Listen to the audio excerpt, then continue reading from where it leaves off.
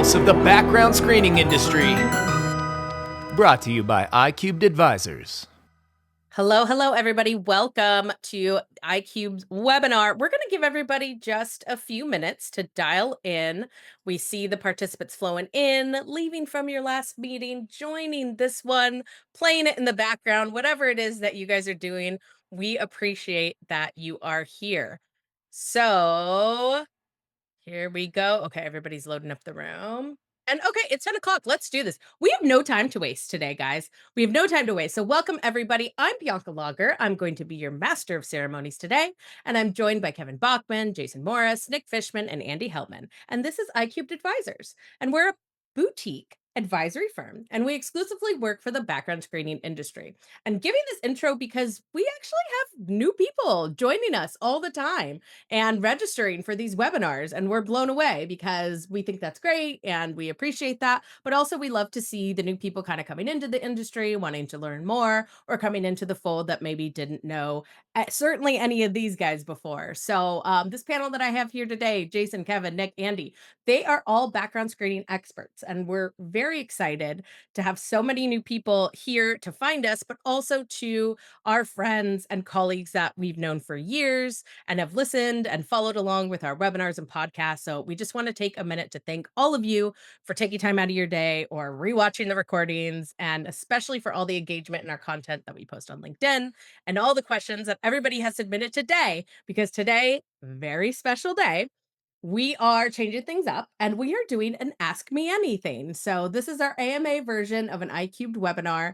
It's exciting because this panel is going to answer any of the questions that you have on background screening. And let me tell you, we've got a ton of submissions. So we're really excited. We're going to dive in and start answering those. We have almost 40 submissions, I think, already. So we're going to try in this hour to get them all. And if not, we're going to try to answer them individually, or maybe we're thinking about posting them on LinkedIn and doing like a Q&A on LinkedIn a little bit later, because I guarantee you these guys will talk too much and we will not get to all of these questions, but we're going to do our best. In addition, I hope that you all will join us in the chat. Keep the chat lively. We're going to be adding some information in there, and try to kind of keep up with the convers there. Our chats are always super engaging, and we love that. We love that you guys talk to each other. That's what this is for. We are here to create a platform so that people can find support. We know how hard it is to run a business, especially in the background screening industry. There's a lot of competitiveness, secretiveness, and whatever, but we know for sure that we learn the best from each other. So please do connect, chat in there. Now, for the Q&A, I want to just give some housekeeping instructions here. The Q&A we want to use for question submissions. We've also added a special feature today so that you can upvote questions that you see in the Q&A feature. So if you see a question in there that you like, that you want answered to, please do upvote it. We're going to be monitoring that as well, and we're going to try to answer the most popular questions. Okay, so with that, I think we're just gonna dive in. Did I miss anything, guys? Oh, I did miss something. The submissions that we got, my friends, we got some trolls. We got some solid troll questions. And by that, I mean people making fun. I would say us, but let's be honest, gentlemen. It was about Jason, right? Wasn't it? Yes. And it might or might not have been submitted by me, but that's a whole other story. Come on, you would just say it to his face. We know you better That's than true. that. Good point. No, it's really funny, and so we're gonna save those for the end and do a bit of like celebrities reading mean tweets here, because I just thought it was awesome that there were some nasty questions submitted. So stay with us to the end. You'll get to see what those questions are too. Okay, gentlemen, anything you want to add or mention before we get started? Only thing I want to mention is, Bianca said, right, there's about 40 questions we have, and they're in the following topics. So I'm going to read off the topics. Mhm. Just make a note in the comments, throw something in. Hey, make sure you hit these topics. Make sure you hit those topics, right?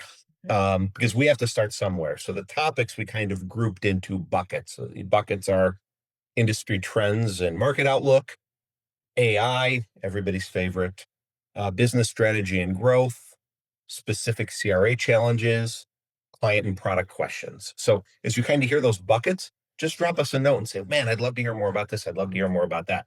Like Bianca said, we're not going to get to all of them. We want to get to as many as we can on the topics you guys want to hear from us about. So help us so we can help you. And Excellent. let's go.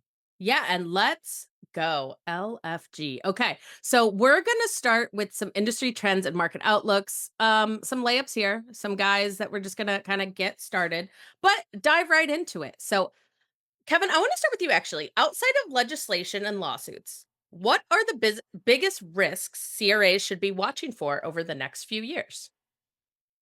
I spend a lot of time thinking and talking to people about market concentration and the sheer sales and marketing muscle of the larger companies in the space.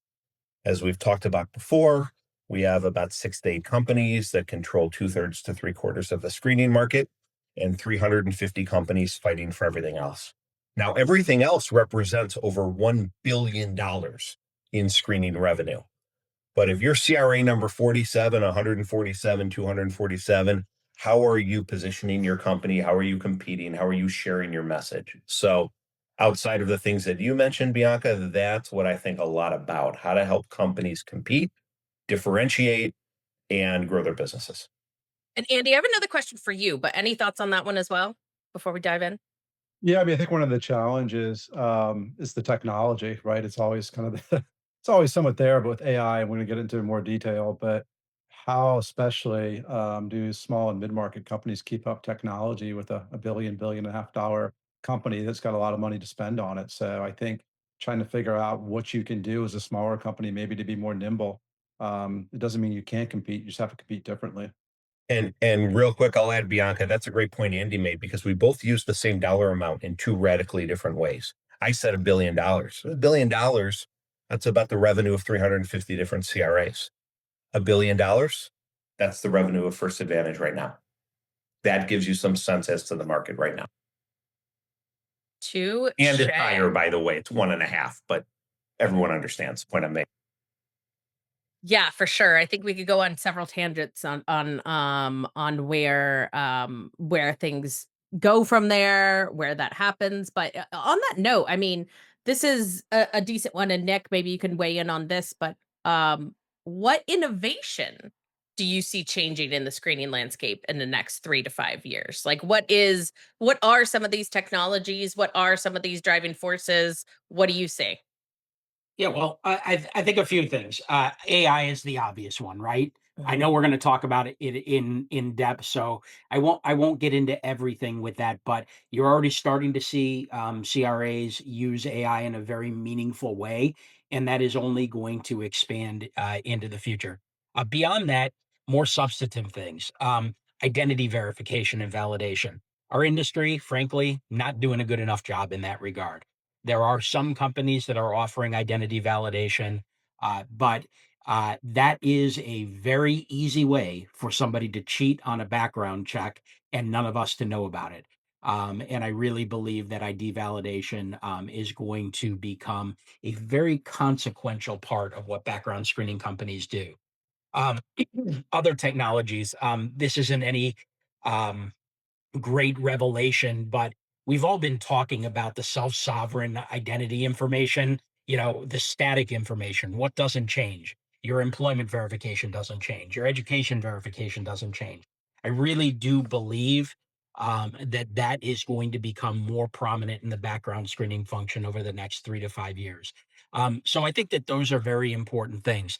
There's another thing that I want to talk about probably a little bit later, and I'll really get on my soapbox about it. But what one thing that I really do think is that background screeners or other HCM providers are going to have to get serious about expanding the umbrella of their services that they have to their existing base of customers. I think that's going to be highly important in the next 3 to 5 years. And then I'll leave that little teaser for that disruptive idea I have for a little bit later. That is a very good one, and, oh, this is one of these that I told you guys, like, I'm chomping at the bits to join that conversation. Jason, though, I'll give you the floor. What do you have to add to that, or what trends do you see in the next 3 to 5 years? Well, kind of combining the last two questions into one answer. I think that one of the biggest obstacles that smaller CRAs are going to see is just the lack of growth. You've got a lot of lifestyle businesses out there, and they're comfortable and there's nothing wrong with it at all. You're doing a couple $1 million a year in business, but I kind of equate it to, the coffee shop that's been on the corner for 20 years and they've got a great customer base. The same people come in every morning and they feel good about themselves and their business is growing a little bit every year. But then Starbucks opens up across the street. What are they going to do?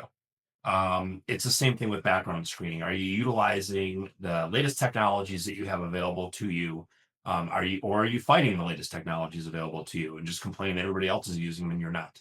Um, so those are the kind of things that I really look at the smaller CRAs and what, aside from lawsuits and lack of technology, the obstacles they're going to face. Yeah, for sure. Nick, you've been requested to go back a little bit, open up your soapbox just a little bit, please. Okay. So, one of the things that I'm trying to do is to pay attention to a lot of different things going on in our industry, some of them disjointed, some of them regular, and kind of see what that means. And so I look at a few things. I look at the fact that there are 7 companies that are doing over 75% of the volume in this industry. You heard me say that on the last webinar. I'm going to keep going to that. You also heard me say that I do believe that I am not seeing a regeneration of the middle market the way we've seen in the past. So I'm factoring those things. I'm also factoring what's going on in employment right now. Employment isn't terrible, but it's pretty stagnant. And we're not seeing a lot of job growth. We're not seeing a lot of job churn. And in the long term, while employment cycles they boom and bust, right? I am a little bit concerned about the amount of jobs AI is going to replace. And so that puts a lot of pressure on background screening companies. That puts a lot of pressure on other HCM companies that are reliant upon strong employment. Okay. I know it's taking me a long time to get to the point that I'm trying to make, but here it is. Okay. As you see these organizations try to find additional revenue streams and additional ways to drive profit, and you see more commoditization in the background screening area, and you also see this $1.5 billion company and then all of these other companies beneath only doing a little bit. I really believe you're going to start seeing other HCM companies go into background screening and start offering their core base of customers a background screening solution that they are empowering and doing. I'm just part of this is, of course, I'm vision casting. This is something that I could see happening, but everything tells me that the situation is right for some of these things to start happening. Yeah, I think the converse is also true. You might start seeing background screening companies get into other lines of businesses as well, just because again, it's a river of nickels, and everybody's got to find ways to make money. River Right, of and that's the Nichols. second part of what I was talking about too, Jason, is that, can background screening companies go for a larger piece of the puzzle? I was thinking about TalentWise this morning, actually. TalentWise got into the onboarding, and I don't know Mhm. listen, the fact that they had it, that was incredible. I think they might have been a little bit ahead of their time, but you think about things like onboarding and the other things that the clients of background screening companies buy, and I believe that in order to be competitive in the future, background screening companies are going to have to start ordering and bundling more of those services together. One quick 10 word sentence before Bianca wraps us over the knuckles because she's got to get on to other questions. Um, if the platforms aren't on board, none of this matters. Right. None of what a CRA wants to do matters if the platforms can't help them. And that's not saying they will, they won't, etc. But I'm saying if they are not on board, it doesn't matter. We're spitting in the wind. Certainly, yeah, certainly with those that are on the platforms, I agree with you.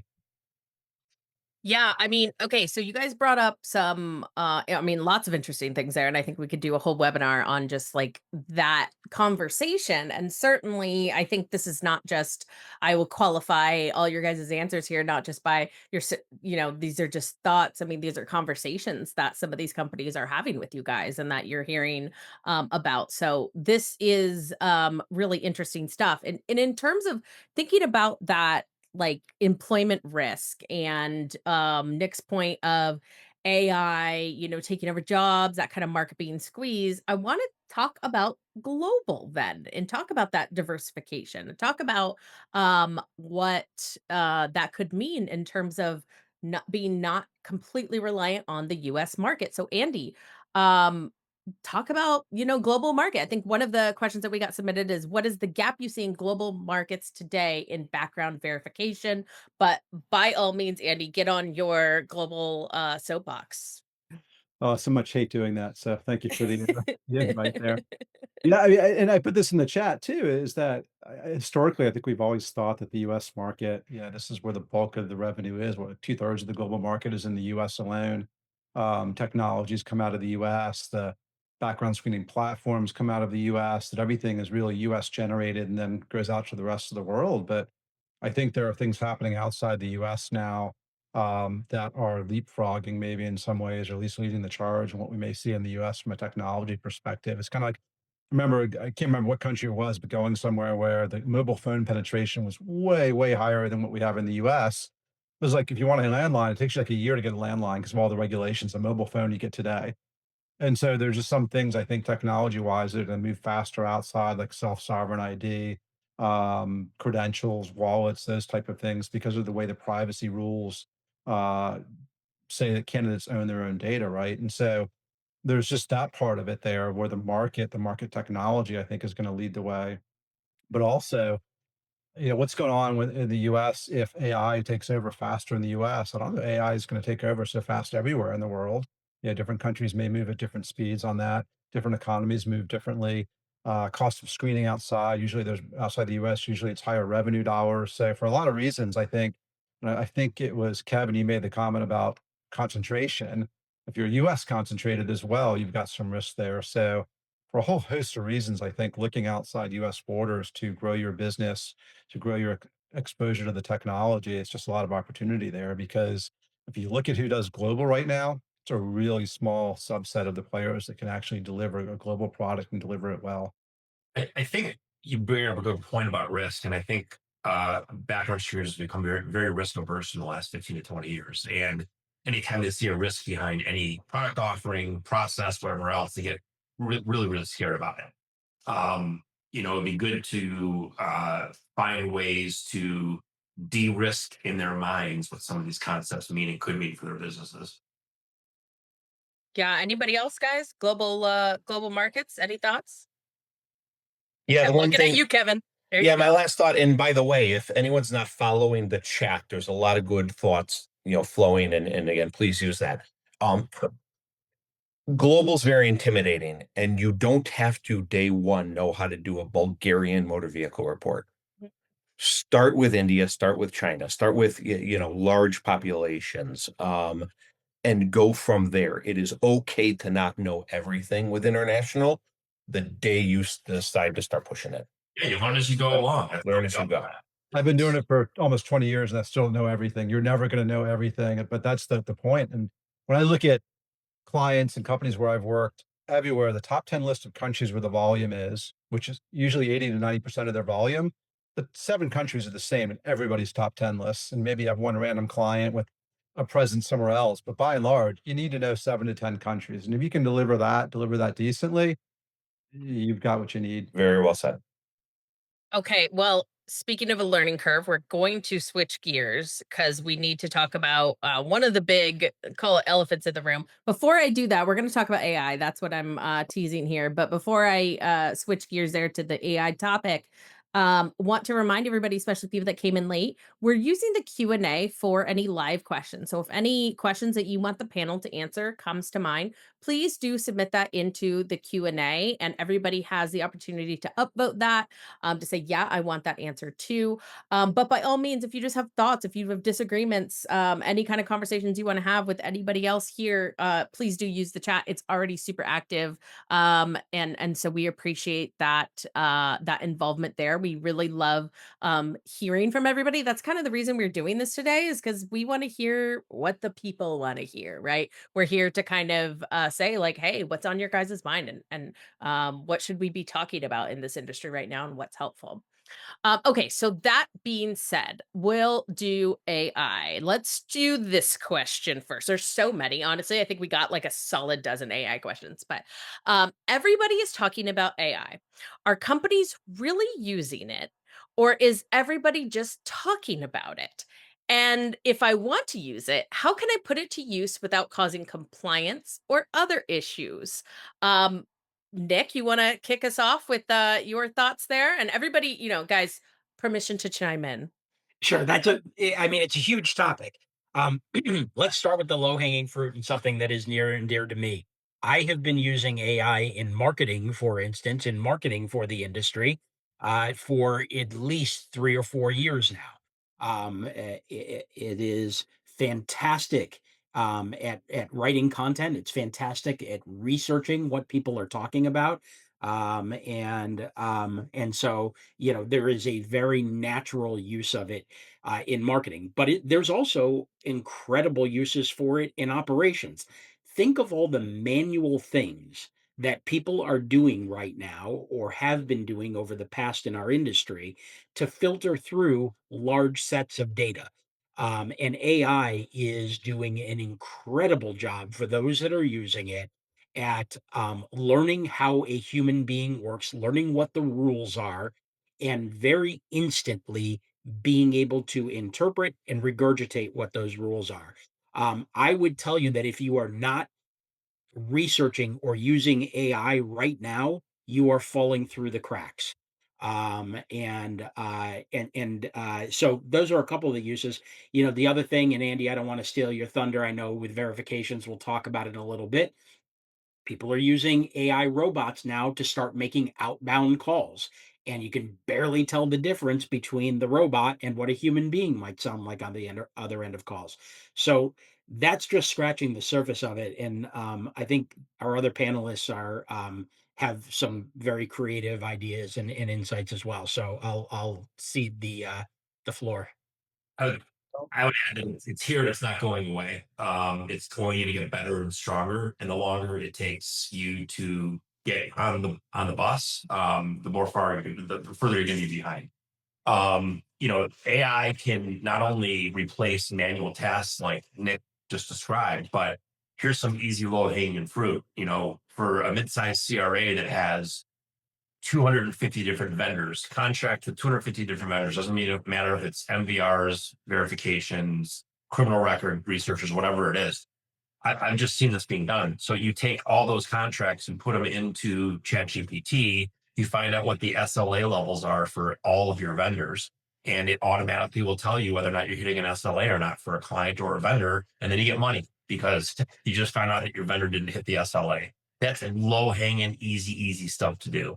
The stuff that really fits in operations, like we're going to talk about later, is like Nick said, the outbound calls. Well, let's think about outbound calls. Outbound calls used for verifications, references, high schools, colleges. They're also used to call courts and validate records. They're used to call and do interviews. There's a million different things that you can apply the AI to have a more effective background check. And again, it's already being done. The stuff that's coming out and the stuff that is out, people are adopting it very, very quickly. And at the risk of creating a commercial here, if you want a really intelligent conversation about how AI is changing this industry, you ought to reach out to Bill Wilder and Vince Broad at InfoCuity, who are indeed thought leaders in this business and finding solutions that CRAs can use today. I'm very impressed with it. One Uh, other thing, Jason, will you go to compliance? Because people talked about compliance. And my feeling is on compliance, if you can teach a human being compliance and AI replicates what a human being can do, then you don't have a compliance issue. Do you agree? I I know agree. it's a bold statement, but yeah. I agree, but there's also some laws coming into play that say that they're trying to circumvent that, or not circumvent that, but try to put the kibosh on that. I put a comment in, and Jason, if you don't mind, I'm gonna hop in here. I've been thinking a lot lately about that, and compliance is such a big, broad word. It's almost so broad that it doesn't have meaning. And my comment was essentially like, you're going to wait around. Maybe there's a law, maybe there's regulation, maybe there's enforcement action. 18 months goes by. Well, there's your answer.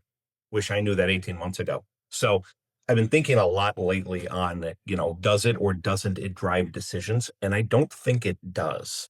Um, I like the differentiation we're talking about here. There's AI to run your business, and there's AI to do background checks. And those could And sometimes that's a be great two point too, different Kevin. things. 100% agree with you. I'm not Yeah, sure like if you use like it I for say a the lot of times that we think about it operating a background check company. I'm like, let the best lawyer win.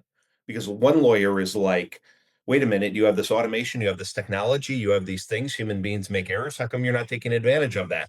And the other lawyer says, what do you mean? These are people's lives, these are people's jobs. You let a computer do everything. A person doesn't even look at this.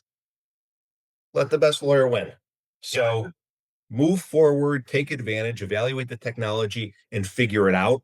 But nobody's coming to save you. That might be my best point here. Nobody's coming to save you. Nobody's coming to say, you can do this, you can't do this. This is not compliant. This is compliant. You got to figure these things out for yourselves Also, it's and make a also decision. I it's kind of also look at it, if you're not I, using AI. by the way, I'm just going to chime in here really quickly and say, Jennifer Damon, that was a very funny comment. She chimed in and said Yeah, it's expensive to let the best lawyer that's win funny. them. And again, very good comments. Touche, for sure. Andy, what were you going to say? To me, if when I'm doing RFPs or evaluating vendors or anybody right now, if they're not using I won't use them. yeah. I mean, it's to me, it's getting to the point now where you hear those stories from 10 or 15 years ago about the exec that didn't use email and had to have their assistant print out every email and put it in their desk. I mean, it's just crazy if you're not using it, but that doesn't mean you've got to use it for everything. Doesn't mean you got to use it to run your business. Like even just using it to create the tools to do the things. Like you can go and use AI to create Google scripts to go through your email and pick out emails that you want certain actions to take on or things like that. This is not a compliance issue there. It's creating scripts. Does anybody say, oh, if you're using Google Scripts or Python or doing bots and scraping, it's a compliance issue? No, it's everything that's accepted. But the issue now is you can use this AI to do this stuff a lot faster and easier. And now you don't need somebody who's got 10 years of development experience to do it. You can have somebody that's much more junior, more inexperienced, but knows the operations side of it really well to create their own tools to do the stuff they need. The tool itself is not AI, but you use AI to create it. And to Bill's point, it posted in the Q&A, use the AI to build out some of this basic functionality, not AI doing it, but AI building it. No compliance issues or concerns there. Build up your comfort level, your experience, your knowledge base. The AI gets better. And that maybe at some point in time, you can then use it to actually do the fulfillment, to do the things that might make you nervous, but don't not use it at all. I love that, Andy. And that's the best way to kind of describe the fear that I think people hit and then eject. They're like, oh, compliant. I don't know. And they don't jump in the water. And now it's 2028. You're right. And one thing that really scares me about it and the impact on the industry is going back 15, 20 years when people started outsourcing verifications to India. So they were able to have better price flexibility with their clients, which means verification prices dropped. Companies that start using some of these tools, they're going to have way more, they're going to have much better pricing flexibility with their end users. And you're going to have a hard time competing because you're going to be a very manual process and they're going to be a very automated process. That's what That scares me. that is a great segue, and I just can't help it though to chime in on this AI conversation because I mean, this is that's what we did at Social Intelligence. I mean, there's so much stuff that I'm like, are we catch up background screening industry? Like there's met a whole world out there that has been doing this a very long time, and most of it does start with, and I think to Bill's point, is about using it for efficiency in your operations first. Some of those hacks, like Jason, you mentioned the SLAs, right? These are things that you don't necessarily need it to be like your chief compliance officer, but you can have your chief compliance officer utilize this to save them time, save them research, save them efficiency, have that one less hire on that compliance team, which is a circular argument here, since that does affect the background screening industry too. But that's exactly the type of job replacement that we're talking about. That saves people time, research, whatever it is. It is going to lower headcounts. It is going to create those FTE slots, a few less of those FTE slots. So anyway, okay, that Let's is not get, let's not get started on how it's going to replace customer service departments in the next few years too. already has. Already has, maybe not here yet, but already has. Like that's, and as a matter of fact, we're adapting to that as people, as consumers. We almost kind of appreciate it. I certainly do on Amazon. I'm like, Can you just answer this really quickly for me?" And because it's not complicated, right?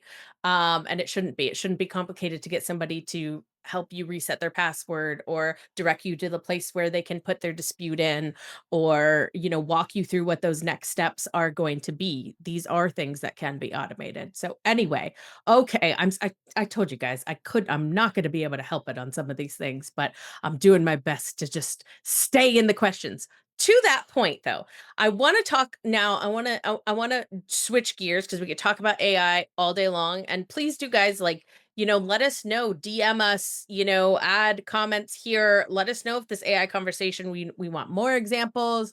Should we do a round table where we can talk about business ideas, where companies maybe come together and share the ideas of how they could leverage it and take a look at that? We're very open to creating opportunities for community in this industry and helping you guys out.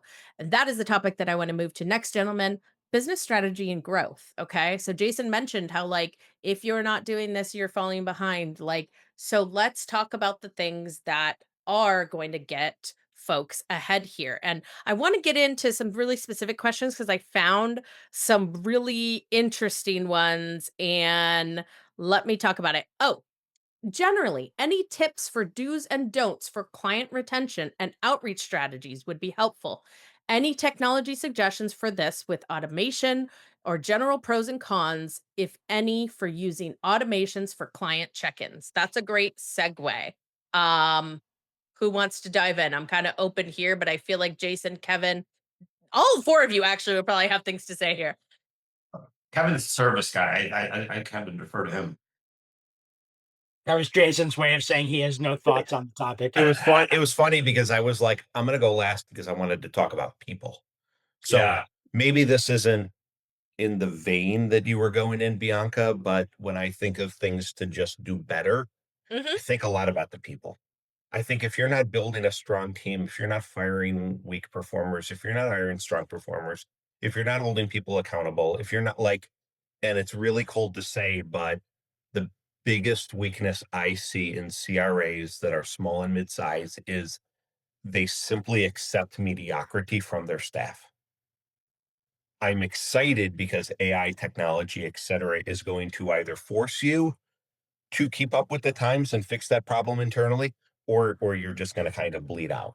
Um, but I see so much payroll that goes to employees that can't, shouldn't, like they just shouldn't be in your company. And then you don't have money to invest in marketing or technology. You don't have money to go hire new salespeople. You just don't have money because you simply tolerate poor performance. I always compare it to sports teams. No sports team, goes 500 and say, I'm going to run it back next year and expect to win a championship. They make trades, they sign free agents, they fire a coach, they hire a general manager. Like they do things to improve the organization of their business. And most companies don't, which is why there's 250 CRAs at less than $5 million in revenue. I, Yeah. Especially now with all the people that are on the market with the downsizing, the Yeah. consolidation, everything that's happened, there's so many good people out there. There's not even the excuse of talent scarce these days to say this is why I haven't swapped people out or haven't upgraded. Yeah, employment in the CRA space, meaning I used to work in a background, like the numbers 5 years ago and the numbers now, there's like 15% fewer employees working in CRAs than 5 years ago. That's several thousand people. Yeah, I, there's I, no excuse. I agree. I mean, I've got a few things on that. Number one, I think about this a lot. and I know that we have been guilty of it in the past, is to view our job serving our customers as just thinking about their background screening programs. But there are far too few people that are asking questions about the real problems they're trying to solve within their organization, and then taking what they do and helping them achieve those goals. I think that's a very big thing that CRAs really should be thinking about, because if they think myopically, they're going to be treated as just a vendor. But if you can help them solve your problems, that's a whole other story. There's another thing that I was thinking about too, Kevin, that you used to do way back when, and I wouldn't advise anybody do it the way you do it now, that way now. But Kevin had a criteria list, and I'm guessing the criteria list went at least 25 elements deep. Of he would be evaluating all of our top customers in red, yellow, and green colorations based on where he thought we would have issues with customers moving forward. If you were in green, you were in great shape. If you were in yellow, we should be thinking about those things and trying to get them to green. If you were in red, you knew you had a problem. Well, now there are technologies out there. My friend Joel Passon is at a company called Sturdy AI. Literally, he embeds his technology into organizations' customer service technology solutions, and he is looking for signals that customers are not telling you verbally, but are telling you with the way they are working with you, to determine whether that customer is at risk. I think that's a really important thing to build into somebody's And model. and real quickly, Nick, right? So for the audience, what are those signals that Nick just mentioned? Internally, we noticed their turnaround time rose 20% in the last year.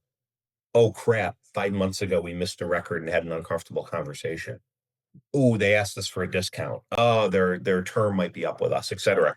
Identify these criteria, red, They yellow, won't green, they each of won't these get on the phone criteria. with us to do an account review or something like that, Exactly. right? Yeah. Yes. Yeah.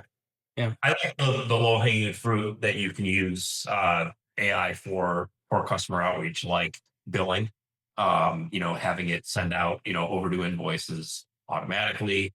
You can have it identify for certain clients are high risk. That if you see that there are 4 searches that are over 96 hours, you're proactively having the system reach out to them, letting them know what's going on. So I think there's a lot of communication tools that can be used as well, that are just ticky tack and take nothing but time for service reps. Yeah, and I gotta say, and again, can't help but jump in here because this is really my wheelhouse in terms of client communications, how to speak to your clients, how to get good systems up and going, and certainly automation. And the question here had also kind of touched on: are there pros and cons for using automation for client check-ins? No cons. Zero cons. There's zero cons, but it does depend on the copy and the system that you put in place, because you can easily make it be annoying, but you can control that. You can control what it sounds like, what it looks like, how often that they are. So that's the sort of secret sauce there, and a lot of the work really that I do with my clients is trying to figure out what that right cadence is. But outside of that, no cons. And truly just get started is my advice. Like, even if you don't do it perfect, it is better than what you're doing now. You are letting these red, green, all of them slip through the cracks. They're all slipping through the cracks if you're not if you don't have a system in place, and there's no excuse not to use automation now. That is all there is here, and especially with marketing and client commu or any kind of external communications, like you're that is like it's vital. Vital, vital, vital. Um, And Yeah, okay. unpopular opinion, if you can't figure out the technology, if you don't know the automation, if you're not ready to embrace the tool, or you don't know where to start, that doesn't mean you shouldn't start. If you need to start with a pen and a piece of paper and an Excel freaking spreadsheet, do it. Do Yeah. not wait for the perfect technology solution to start building a solution. yeah, I think with all this, and I was preaching on the AI at the same time. We talk about, Nick, I think you're the one that said, what's their problem? How do we solve it? Figuring out solutions for the client, not just being transactional. That's something AI doesn't do yet. AI is not going to get on the phone with a client and do a really good discovery call and figure out what are they really trying to solve for? How are you going to fix that? So, use the AI to do the check-in, to check out for the things that we're looking for here, the small manual, whatever little pieces. At the same time, then take the money you're saving, focus it on your account management, focus it on your solutions engineers, the people that truly do add value there, the ones that you want to get top performers in, because there's still no way to replace the human relationship at this point right now. At some point, maybe those AI agents become good enough that they can do that discovery and they can do all that work that a person does right now. I don't think we're there yet. So there's still some roles I think where you really got to have good people in those roles, develop the relationships, dry out the problems that the client's got, and figure out how to solve it. On that note, yeah, and I'm going to kind of group up three questions here to put it together. But to add to that thought, Andy, that's right. And so you want those good people to have time to focus on relationships and not be burdened with a bunch of administrative work. And that's the reason they're not performing well. They have too much to do. You're not having good systems and automation in place.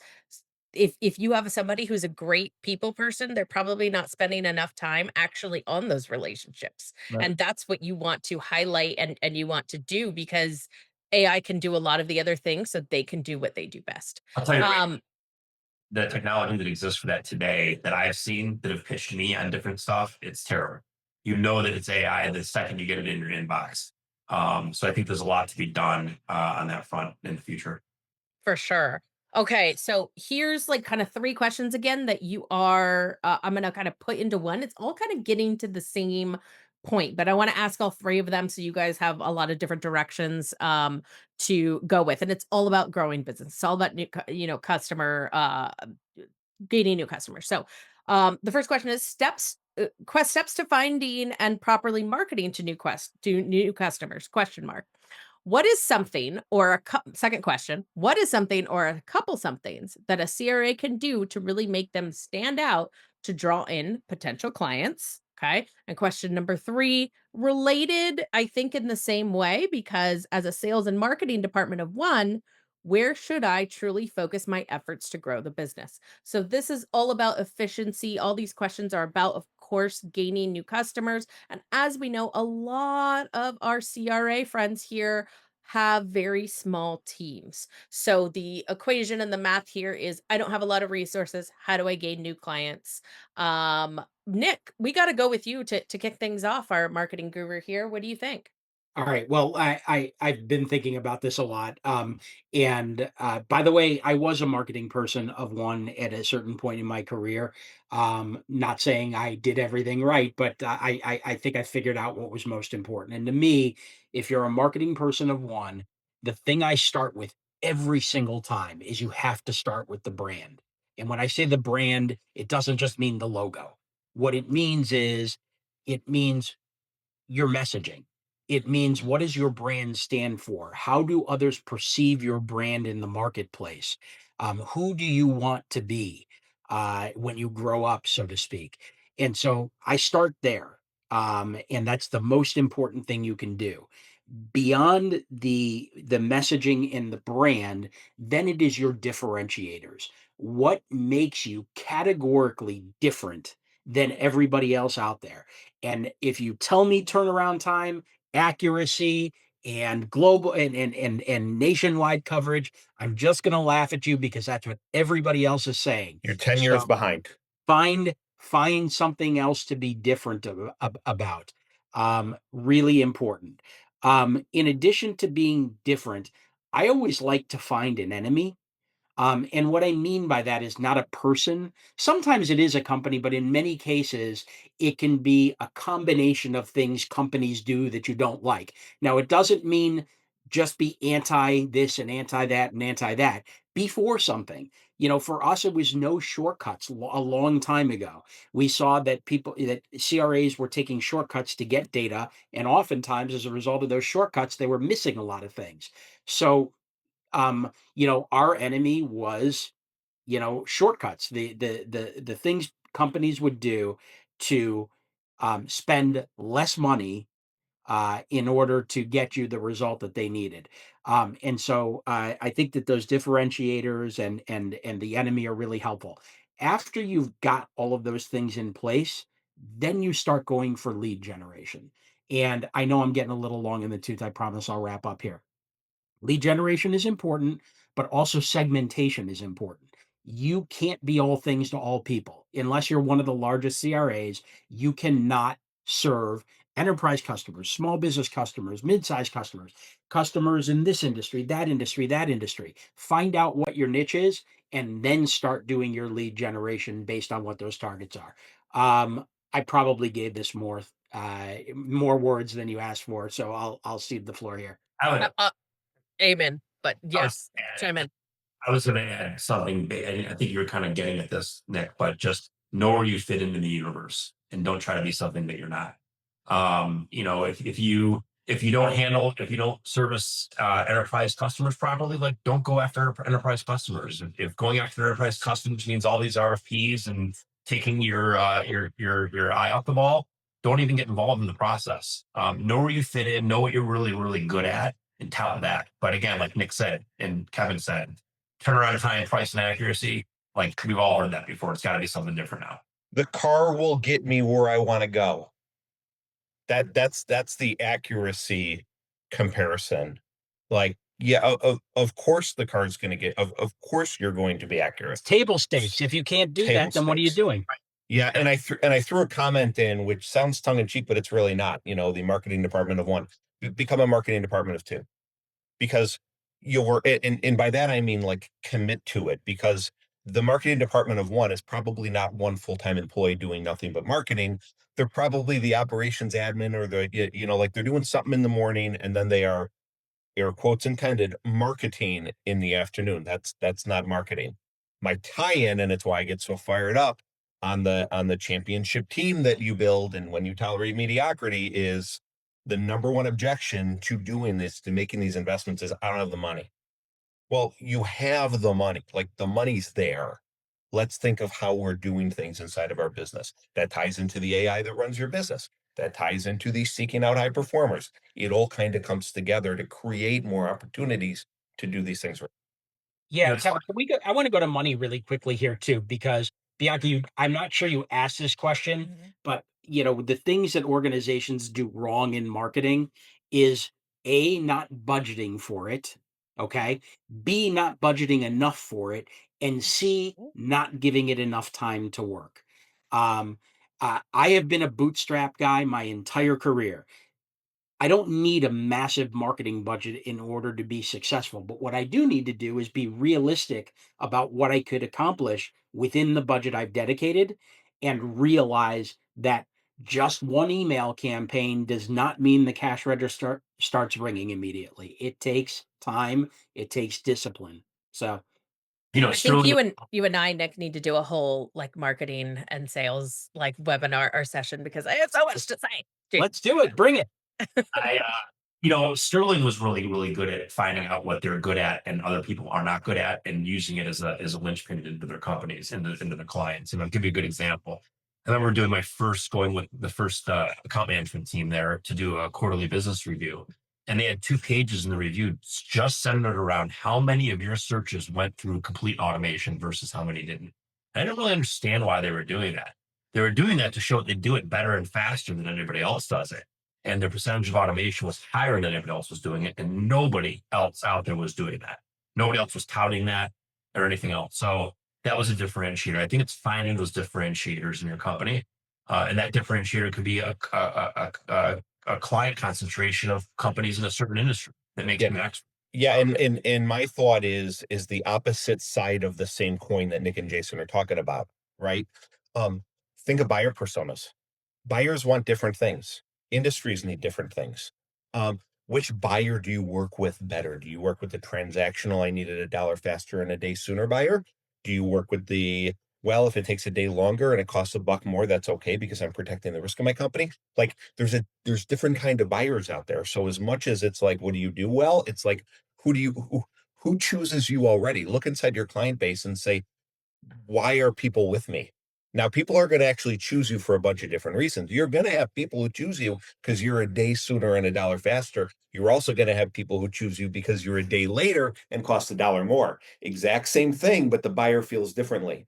Which buyer chooses you, which is a valuable buyer, and hone in on that. Oh, Kevin, you I- made such a good point. And I want to, tie this in a bow. Jason, sorry, were you going to say something real quick?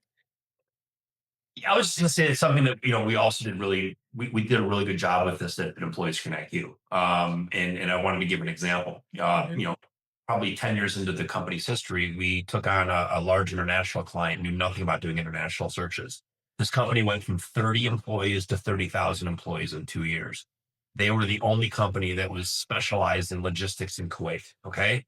We learned that business really, really quickly. And that's where Nick's got his mug from.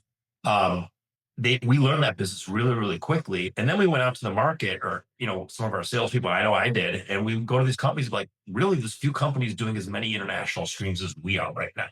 We know this business, we know the most current techniques because we just jumped into it with both feet. So that's just another way to separate yourselves. Yeah. And Yeah. all it took was that one. All it took was that one opportunity to become a subject matter expert and then go to market with demonstrated expertise.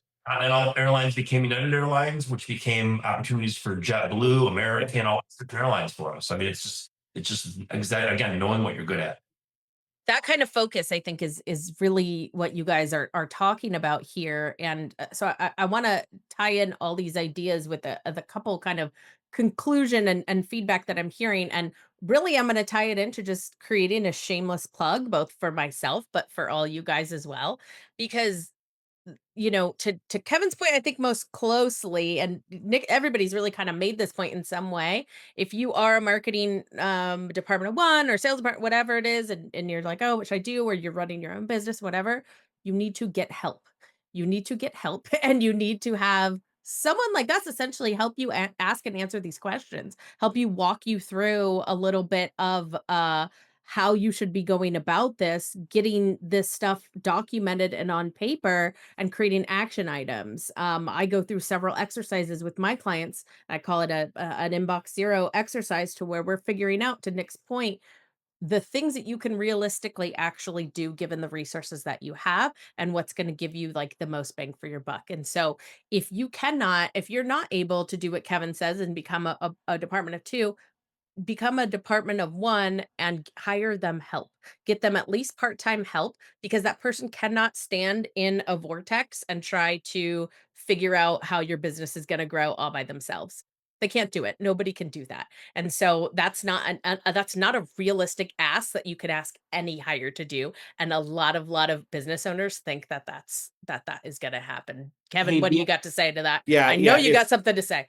If you're not willing, and to Nick's point, if you're not willing to commit to an extended period of time and with dollars, just keep the money in your pocket. Save 100 grand, 200 grand a year, watch the market 2, 3 years later, sell your business. I'm not being glass half empty on this. I'm saying, Yeah. if you can't do it the way Bianca is suggesting, if you don't want to do it the way Bianca is suggesting, just read the tea leaves, follow the industry. It's shrinking, increase your profit margin, and just exit in a couple of years. And that's okay too. There's one thing I want to point out. I wasn't planning on doing this, but I'm seeing his name on the participant list. And as we're talking about knowing who you are and knowing who you're not, I want to highlight Adam Townsend. And the Oh, reason I come on. want to He do gets that, enough. what'd you say?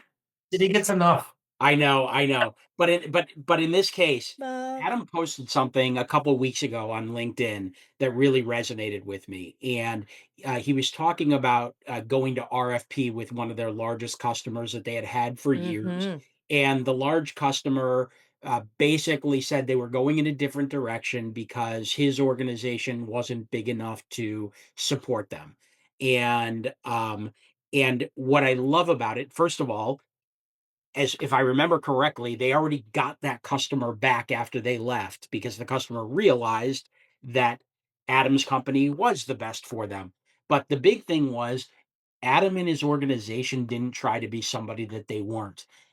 They didn't try to do all of the things that the other company was doing in order to get them. They knew who they were, and I think that's an important lesson too for organizations. Is sometimes you need to let people walk to realize how good you actually are. So, Adam, big round of applause for that post. I think we all have had experiences like that, and I really appreciated that post and that honesty.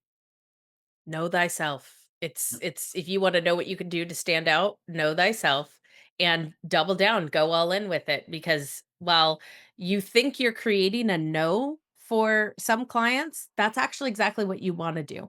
We live in a very noisy, noisy world, and you need to be very clear who is going to be a right customer for you and who you want to attract. And so we need to be very specific and very clear, and you need to have that clarity for yourself first, because all you will do is confuse everybody else if you don't. And they're going to be wishy-washy. And Kevin, I think, has said something very important that I don't, if everybody wants to pick up on, it's how they feel about it. Okay. I've been on a soapbox about this, but these buying decisions aren't rational. It is emotional. And so if they feel good about you, they will buy from you. And that sounds so simple. It is more complicated, of course. There's a lot to it, but it is a very important point that Kevin made about, like, same, you're doing the same thing, but for the feelings with it is what makes you close the deal. It's a closed lost or a closed one. So, okay. So, guys, any more thoughts on specifically growing business, marketing business? I know you have them, but anything else that you want to conclude or that's hanging over your head? No, I would just say again, find out what you're really, really good at. Keep it in no. Keep it in no. You're good. You said it. That's a complete sentence, Jason. That's a complete sentence. Exploit it. Exploit that. Let Bianca cook. Oh, I know. Thanks, Vince, for that shout out. I am cooking over here. Okay. One last question before we get into the trolling ones, because I know you all are hanging on. I teased at the beginning. I'm gonna share some of these trolling questions that we got because they're Yeah, there's funny. people that don't like us. Like that's Shocking. they really My hate it, God. Hey, Story of my life. Sorry. I'm telling you guys, haters gonna hate. And you know what? Maybe they're wrong, is what I'm going to say. Or maybe they're right. So anyway, okay, one last serious questions, and then we'll get into the trolling one. Um, Industry consolidation. Always love your insight on industry consolidation. What does iCube team see in the forecast for continued consolidation in the rest of 2025 and early 26, more or less? Thoughts? Jason, Kevin, Go I ahead. mean, Nick, Andy, who? there's going to be some trading going on in the next 6 months. There's a couple of deals out there today. I don't know if they're going to close in 2025, but they very well could. I think that expectations on price are a little out of whack right now. I think that some of the very well capitalized and VC backed, whatever way you want to call it, companies are looking for much larger exits than they're worth. And that's going to have a impact on the whole industry and the whole M&A structure of the industry. But again, you're going to continue to see things happen. You're going to see opportunistic acquisitions. You're going to see companies that just aren't doing great, want to get out, that don't want to invest in their business and get out. There's owners in this business that are in their 60s and 70s now, looking for ways to retire and leave some sort of legacy for their family. So that, I think you'll see more pickup next year when we find out a little bit more about capital gains taxes and some of the things that impact decisions when people sell their businesses. But it's going to happen. The returns demanded by investors of the largest companies in the space on an annualized basis are larger than the revenue growth that the industry will encounter over the next 12 months. So what does that mean? That means that revenue needs to go to the largest companies, and it is going to come from the smaller businesses. Yes, some of it's going to come from new products. Yes, some of it's going to come from price increases, but these dollars are bigger than those dollars. For the 300 companies out there at 5-6 million and below, it is okay to get off the Ferris wheel. It is okay to plan an exit strategy. The bachelor to grandfather that Jason just mentioned, I've done this for 30 years. I want to go play with the grandkids and I want to go fishing. Like, that's okay. The industry's changing and it's okay to get off. I agree. You Touche. just have to be realistic about what that's worth these days. And it's different than what it was 10 years ago or 5 years ago or even 3 years ago. And I would But say to, it's but to probably a buyer, but to a buyer, you're also a source of that growth. So the door can swing both ways. But I think it also goes back to knowing what you are, right? Because if you're just we can do it faster, accurate, global or nationwide coverage, it's nothing unique. It's just a revenue roll up. Do you have something they want to get into that industry and you've got a strong foothold there? You've got a seller that has the contacts. You've got something special. that's more valuation, right? You've got to know what sets you apart. Because if you just go into that transaction, yeah, we've got $3 million of revenue. Do you want it? Versus we've got this industry foothold, we've got this technology, we've got this product set, whatever it might be. What's your rationale for an increased valuation? Amen. I mean, I think on that note, that's the theme, everybody, today. And that's the big takeaway here is know thyself. It is a difficult and complicated thing to do. So gentlemen, I'm gonna ask you all, do you know yourselves? Because your trolls seem to think that they know you, that they know you well. So let's start. Well, first, let's just say, everybody, thank you so much for joining us today. We really appreciate it. We had so many questions here, and I tried to kind of consolidate some of them. So I hope I got to the gist of what a lot of you submitted. Thank you, thank you, thank you. I really didn't know. I was like, I don't know, we might get one or two questions. We got so many, and I think there's still some sitting in the inbox that I didn't even grab this morning. So I really appreciate all of it. We're gonna go through them, and I'll see whatever else that we can post. We'll try to at least write a blog or something to address what we didn't get, but I hope that we kind of got the big main kind of juicy parts. And again, we are here to help you. We're here not only to work for you as consultants, as people that you can hire and work for your company in a variety of ways. And if you're interested about any of our expertise, please do go to the iCubed website, check out our biographies. You can see what each of our expertise is, where we kind of lean the best. Please do follow us on LinkedIn. We each, of course, have our individual profiles, but iCubed posts a ton of content all the time. And if you are interested in your business of supporting this webinar or sponsoring this webinar, reach out. We like to keep this content coming for you guys. And so we appreciate your support in that attendance, the engagement, and of course, the sponsorship that helps us create and be able to deliver this content for the wider audience for free. So thank you all for your support there. And now, gentlemen, I will ask you, when will the LinkedIn kiss ass stop? That is one of the key questions on that note. When I didn't will understand the that one. I didn't understand it either. Don't engage with each other. People engage with the, like, I don't like sit there and troll on Bianca's post and say, "Hey, great post, Bianca." Here, let's. If anything, I heckled Jason, so I'm wondering what that means. I mean, I don't know exactly either, but I like I the enjoyed that. I like the, and maybe you can read it, the like, who the hell are you guys? Where did you come from? Yeah. So I like on the LinkedIn, I like the next LinkedIn one that I like, but yeah, I was saving that one for the end because that's my Sorry. favorite too. Sorry. This is solid too. Why do you guys think you're so important? And when will your LinkedIn crusades end? Anyone? Never. I'm the Holy Grail. I do not think Never. I'm too important. I'll just say it right now. No, Um, Okay, I fine. I admit it. I didn't.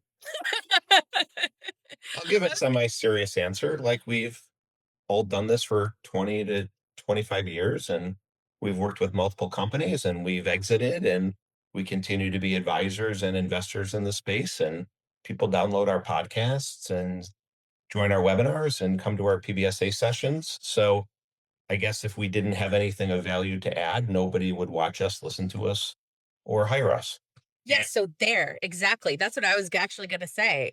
I am important and deal with it. You know what I mean? Like that's just the way it's going to be. Yeah, there's no sarcasm in that. Like, Mhm. the market tells you what your job is. And for the last, for me, for the last 9 years, my job has been this. So Yeah, if the market didn't want me to do this, I would have to do something else. I don't think any of us have any customers. I can't think of one that I have that's never come back to us a second and third and fourth time. So obviously the work and the product that we're delivering to them is valuable. On Yeah. that note, you think you're the end all be all in the CRA space, but you came out of nowhere. Yeah, I think that was a solid one because you guys that are like was my nowhere. yeah. Huh? Okay. Oh, I don't know how to answer that. That one hurt. Huh? That one hurt. You can Google I everybody. respond.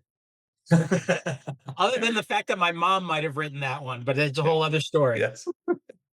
And Andy, I like your submission. You're on purpose trolling. How are you so smart and good at everything you do? How do I get to be like that? Oh. You know what? We can't give away all the secrets of the universe here, okay? You know, if we could do that for you, then let me tell you, we'd be doing a whole other podcast.